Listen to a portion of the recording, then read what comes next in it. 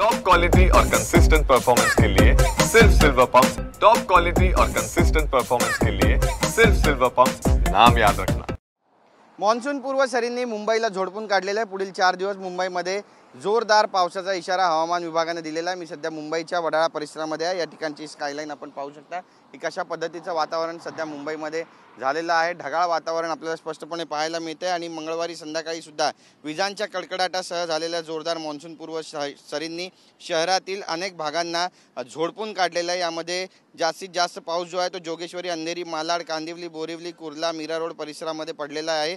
जोगेश्वरी 7 ते 8 यावेळी सर्वाधिक 63 मिलीमीटर पावसाची नोंद सुद्धा झालेली आहे आणि ठाणे तसेच नवी मुंबईतही जोरदार सरी कोसळल्याच्या नोंदी सापडलेल्या आहेत।